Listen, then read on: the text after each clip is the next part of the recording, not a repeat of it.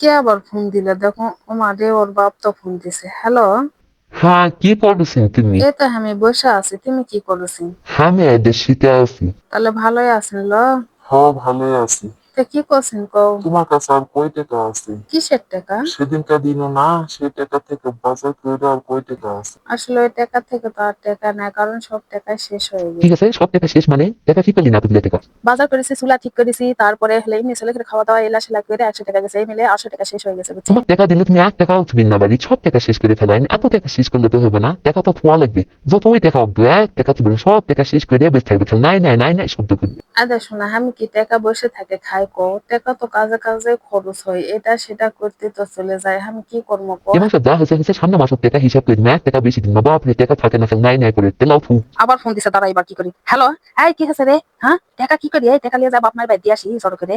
সব সময় টাকা টাকা করিস কিছু না, খবরদার টাকা টাকা এত টাকা টাকা করিস না। যে ক টাকা দে সেই ক টাকা দিয়ে কি হয় রে, তোর দুই ছেলে খিলাতে মোর জীবনটা শেষ হয়ে যায়, আর এদিকে তুই টাকার হিসাব লেস, এদিকে ছেলে খেলে খাওয়ার বায়না, এটা সেটা সংসারে খরচ বরচ, দুধের টাকা দাও, এটা দাও সেটা দাও, আর ওদিকে তুই বসে থাকে টাকার হিসাব লেস। খবরদার টাকা দিব না, যদি বেশি টাকার হিসাব লিবা চাস তাহলে আসে সংসার তুই কর, তুই আসে সংসারে খরচ বরচ কর, মুই করা পাম না, বুঝা পাচ্ছ? দুনিয়া তার মানুষেরা বলছিল টাকা পয়সা দেয় না, তোর মতন সারাক্ষণ টাকা টাকা টাকা টাকা করে। খবরদার মুখ ফোন দিব না, মুখ ফোন দিলে তোর খবর আছে। থোক।